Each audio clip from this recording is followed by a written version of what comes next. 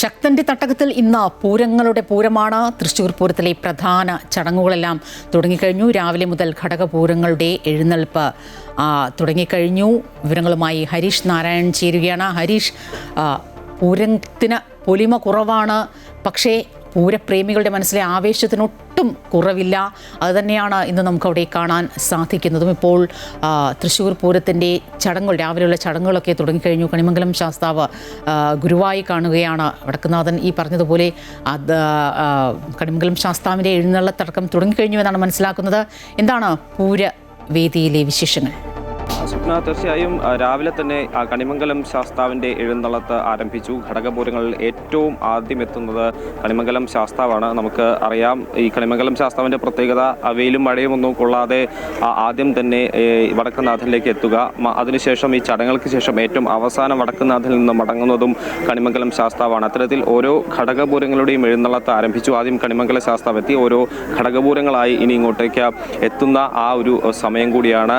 തൃശ്ശൂർ പൂരത്തിനെ സംബന്ധിച്ച ഇന്ന് ചടങ്ങുകൾ മാത്രമായി നടക്കുന്ന ഒരു പൂരമാണ്. പ്രധാന ചടങ്ങുകൾ ഉൾക്കൊള്ളിച്ചുകൊണ്ട് വലിയ ആഘോഷങ്ങളെല്ലാം തന്നെ മാറ്റിവെച്ച ഈ ഒരു അപകടത്തിന്റെ പശ്ചാത്തലത്തിൽ അത്തരത്തിൽ നടക്കുന്ന തൃശ്ശൂർ പൂരമാണ്. അതുകൊണ്ട് തന്നെ രാവിലെ ആളുകളുടെ എണ്ണത്തിൽ അല്പം കുറവുണ്ട് എന്നുള്ളതാണ്. കഴിഞ്ഞ ദിവസം പൂരവിളംബരം നമ്മൾ കണ്ടതാണ്. ആ ഒരു സമയമായപ്പോഴേക്കും വലിയ രീതിയിലുള്ള തിരക്ക് അനുഭവപ്പെട്ടു. ഇത് രാവിലെ ആയതുകൊണ്ടായിരിക്കാം ഇത്തരത്തിൽ വലിയ ഒരു ആവേശം നമുക്ക് ഇവിടെ കാണാൻ സാധിക്കില്ല. കഴിഞ്ഞ വർഷമൊക്കെ പൂരത്തിനെത്തിയ സമയത്ത് നിറയെ ആളുകളായിരുന്നു, നിരവധി സെലിബ്രിറ്റീസ് ഉണ്ടായിരുന്നു. അവരുടെ ആട്ടും പാട്ടും ഒക്കെയായി വലിയ രീതിയിൽ ആഘോഷമാക്കിയ ഒരു വേദിയാണ് ഈ ഒരു തെക്കേ നട എന്ന് പറയുന്നത്. പക്ഷെ ഇന്ന് അത്തരത്തിലുള്ള വലിയ ആഘോഷ പരിപാടികളൊന്നുമില്ല. ഈ ചടങ്ങുകൾ കൃത്യമായി തന്നെ നടക്കുന്നുണ്ട്. ഈ എഴുന്നള്ളത്ത് ഓരോ ഘടകപൂരങ്ങളുടെ എഴുന്നള്ളത്തായി ആരംഭിക്കുന്നു. വലിയ ഒരു തിരക്ക് നമുക്ക് ഈ ഒരു സമയത്ത് ഇവിടെ കാണാൻ സാധിക്കുന്നില്ല. എങ്കിൽ പോലും അത്യാവശ്യം ആളുകളൊക്കെ ഇവിടേക്ക് എത്തിയിട്ടുണ്ട്. ഒരു തെക്കേ ഗോപുരനടയുടെ അരികെ എത്തിയിട്ടുണ്ട്. ഇനി ഓരോ ചടങ്ങുകൾ അടുക്കും തോറും ഒരുപക്ഷെ തിരക്ക് കൂടാനുള്ളൊരു സാഹചര്യവും നമുക്ക് കാണാൻ സാധിക്കുന്നുണ്ട്. പ്രധാന ചടങ്ങുകൾ ഇന്ന് ഒരുപാട് പ്രധാന ചടങ്ങുകൾ നടക്കുന്ന, പൂരത്തിൻ്റെ ഏറ്റവും പ്രധാനപ്പെട്ട ചടങ്ങുകൾ നടക്കുന്ന ദിവസം തന്നെയാണ്. അതിൽ ഏറ്റവും പ്രധാനം ഇലഞ്ഞിത്തറ മേളം, അതുപോലെ മഠത്തിൽ വരവ്, തെക്കോട്ടിറക്കം, ഈ മഠത്തിൽ വരവ്, പഞ്ചവാദ്യം, അതോടൊപ്പം കുടമാറ്റം നമുക്കറിയാം. കഴിഞ്ഞ ദിവസം പറഞ്ഞത് ഈ പ്രധാനപ്പെട്ട കുടകൾ മാത്രം അണിനിരത്തിക്കൊണ്ടുള്ള ഒരു ചടങ്ങായിരിക്കും എന്നുള്ളതാണ്. അതായത് 15 മിനിറ്റ് ദൈർഘ്യത്തിൽ, സാധാരണ 1 മണിക്കൂറാണ് കുടമാറ്റത്തിൻ്റെ ദൈർഘ്യം, അത് 15 മിനിറ്റാക്കി ചുരുക്കി പ്രധാനപ്പെട്ട കുടകൾ അണിനിരത്തിക്കൊണ്ടുള്ള ഒരു ചടങ്ങായിരിക്കും കുടമാറ്റം എന്നുള്ളതാണ് പറഞ്ഞത്. കൃത്യമായി തന്നെ ചടങ്ങുകൾ എല്ലാം നടത്തും എന്നുള്ളതാണ് ഏറ്റവും പ്രധാനം.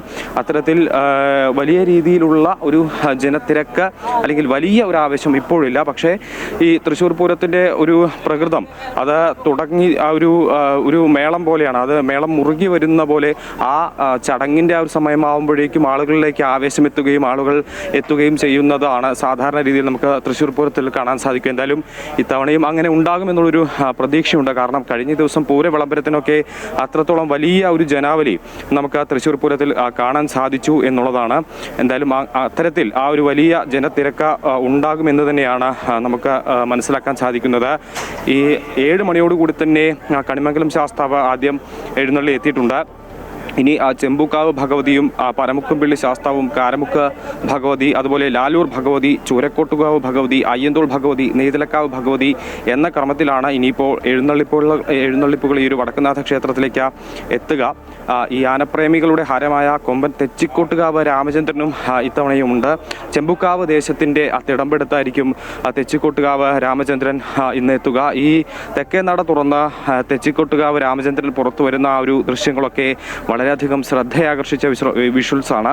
ഈ സമൂഹ മാധ്യമങ്ങളിലൊക്കെ പ്രചരിക്കുന്ന ആ ഒരു വിഷ്വൽസാണ്. അത്തരത്തിൽ അങ്ങനെയുള്ള ഒരുപാട് ആനപ്രേമികളൊക്കെ ഇന്ന് ഇങ്ങോട്ടേക്ക് എത്തേണ്ടതാണ്. അത് ആ ഒരു സമയമാകുമ്പോൾ തിരക്ക് വർദ്ധിക്കുമെന്നുള്ളതാണ് മനസ്സിലാക്കാൻ സാധിക്കുന്നത്. ഞാൻ നേരത്തെ സൂചിപ്പിച്ച പോലെ സാധാരണ തൃശ്ശൂരിൻ്റെ ആളുകൾ, അല്ലെങ്കിൽ തൃശ്ശൂരിലെ ഒരുപാട് സെലിബ്രിറ്റീസ് ഉണ്ട്. ജയരാജുവാരെ പോലുള്ള ആളുകളൊക്കെ സ്ഥിരമായി ഈ പൂരത്തിന് ഇവിടെ എത്തുകയും ആട്ടവും പാട്ടുമൊക്കെയായി വലിയ രീതിയിൽ ആഘോഷമാക്കുന്ന ഒരു സമയമാണിത്. പക്ഷേ അത്തരത്തിലുള്ള ആഘോഷ പരിപാടികളൊന്നും തന്നെ ഇന്ന് നമുക്കിവിടെ കാണാൻ സാധിക്കില്ല. അത് ഈ ഒരു അപകടം നടന്ന പശ്ചാത്തലത്തിലായിരിക്കും അത്തരത്തിൽ വലിയ രീതിയിലുള്ള ആഘോഷങ്ങൾ വേണ്ട എന്നുള്ളൊരു തീരുമാനത്തിലേക്ക് എത്തിയത്. അതിൻ്റെ ഏറ്റവും ആദ്യപടിയായാണ് ഈ ഒരു അത് തന്നെയാണ് ഹരീഷ് നമ്മൾ കാണുന്ന പൂരപ്രേമികൾ, ഒരുപാട് സെലിബ്രിറ്റികളൊക്കെ വന്ന ഒരു പക്ഷേ ഈ ഏകദേശം ഏതാണ്ട് 200 വർഷത്തെ ചരിത്ര പാരമ്പര്യം അവകാശപ്പെടുന്ന ഒരു പൂരമാണ്, പൂരങ്ങളുടെ പൂരമാണ്. അവിടെ നേരിട്ടെത്തി അവിടുത്തെ ഓരോ ദൃശ്യവർണ്ണ വിസ്മയവും മനസ്സിലേക്ക് ആവാഹിക്കാൻ ഒരുപക്ഷെ എല്ലാവരും ആഗ്രഹിക്കുന്ന ഒരു ആഘോഷം തന്നെയാണ്. പക്ഷേ നമ്മൾ പതിവ് പോലെ കാണുന്ന ആ ഒരു സന്തോഷത്തിൻ്റെ ആ ഒരു ആവേശത്തിൻ്റെ ആ തുടക്കമൊന്നും ഒരുപക്ഷെ ഇപ്പോൾ കാണുന്നില്ല. നേരത്തെ ഹരീഷ് സൂചിപ്പിച്ചതുപോലെ ഈ മേളമൊക്കെ കൊട്ടിക്കയറുന്ന മുറയ്ക്ക് അതിൻ്റെ ഒരു ആവേശവും കൂടുമെന്ന് നമ്മൾ പ്രതീക്ഷിക്കുന്നു. പക്ഷേ നമുക്ക് ഈ മുണ്ടത്തിക്കോട് ദുരന്തത്തിൻ്റെ ഒരു പശ്ചാത്തലം അത് ഏതെങ്കിലും തരത്തിൽ ഈ ഒരു ആവേശത്തെ അല്ലെങ്കിൽ ഈ ഒരു പൊലിമയെ സ്വാഭാവികമായും പൊലിമ കുറഞ്ഞുള്ള ഒരു പൂരം തന്നെയാണ്, ചടങ്ങുകളിൽ മാത്രമായി ഒതുക്കിയിട്ടുള്ള ഒരു പൂരം തന്നെയാണ് എന്ന് പറയുമ്പോൾ എങ്കിൽ കൂടിയും അതിൻ്റെ ഈ ആളുകളുടെ ഒരു ആവേശത്തിന് ഏതെങ്കിലും തരത്തിൽ ഈ ദുരന്തം ഒരു വഴിയായിട്ടുണ്ടോ? ദുരന്തം കൊണ്ട് അല്ലെങ്കിൽ ദുരന്തം സംഭവിച്ചത് കൊണ്ട് ഏതെങ്കിലും തരത്തിലുള്ള ഒരു ആവേശക്കുറവ് അങ്ങനെ ആളുകളിൽ കാണുന്നുണ്ടോ?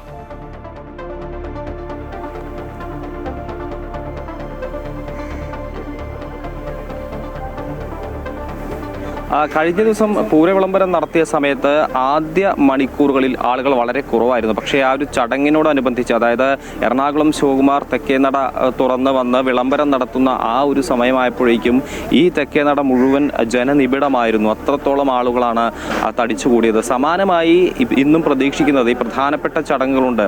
അതായത് ഇലഞ്ഞിത്തറ മേളം, മഠത്തിൽ വരവ് പഞ്ചവാദ്യം, അതുപോലെ കുടമാറ്റം, ഈ തുടങ്ങിയ പ്രധാന ചടങ്ങുകൾ നടക്കുന്ന ഈ ഒരു ദിവസം ആ ചടങ്ങുകളോട് അടുക്കുമ്പോൾ അല്ലെങ്കിൽ ആ ഒരു മണിക്കൂറുകളോട് അടുക്കുമ്പോൾ ആളുകൾ എത്തുമെന്നുള്ളൊരു പ്രതീക്ഷയുണ്ട്. പക്ഷേ ഞാൻ നേരത്തെ സൂചിപ്പിച്ചു, സാധാരണ ഈ ഒരു സമയം മുതൽ രാവിലെ മുതൽ തന്നെ ആഘോഷ പരിപാടികളും ആവേശവും ഒക്കെ നമുക്കിവിടെ അലയടിക്കുന്നത് കാണാൻ സാധിക്കും. പക്ഷേ ഇന്ന് അത്തരത്തിലുള്ള വലിയ ആഘോഷങ്ങളില്ല ഈ ഒരു തെക്കേ നടയിൽ എന്നുള്ളതാണ്. ആളുകൾ വരുന്നു, ഈ ഒരു എഴുന്നള്ളത്ത് കാണുന്നു, മടങ്ങുന്നു എന്നുള്ളതാണ്. ഒരുപാട് സെലിബ്രിറ്റീസൊക്കെ എത്തുന്ന ഒരു സ്ഥലം കൂടിയാണ്. നമുക്കറിയാം, നമ്മൾ ഈ ദൃശ്യങ്ങളിലൊക്കെ കണ്ടതാണ്. പക്ഷേ ഇന്ന് തീർച്ചയായും വരും മണിക്കൂറുകൾ നമുക്ക് അറിയാൻ സാധിക്കും ഹരീഷ്. പക്ഷേ ഒരു കാര്യം കൂടി ചോദിക്കാതെ പോകാൻ സാധിക്കുന്നില്ല. ഈ പറഞ്ഞതുപോലെ കഴിഞ്ഞ 2-3 ദിവസങ്ങളായി വലിയ രീതിയിലുള്ള ചൂട് നമുക്ക് അനുഭവപ്പെടുകയാണ്. ഈ പറഞ്ഞതുപോലെ ആളുകൾക്ക് പൊള്ളലേൽക്കുന്നു. അങ്ങനെ ഇതുമായി ബന്ധപ്പെട്ട് എന്തൊക്കെ മുൻകരുതലുകൾ ഈ ഒരു പ്രത്യേക കാലാവസ്ഥാ വ്യതിയാനം ഉൾപ്പെടെയുള്ള ഈ ഒരു സാഹചര്യത്തിൽ എന്തൊക്കെ മുൻകരുതലുകൾ പ്രധാനമായും സ്വീകരിച്ചിട്ടുണ്ട് ഭരണകൂടം?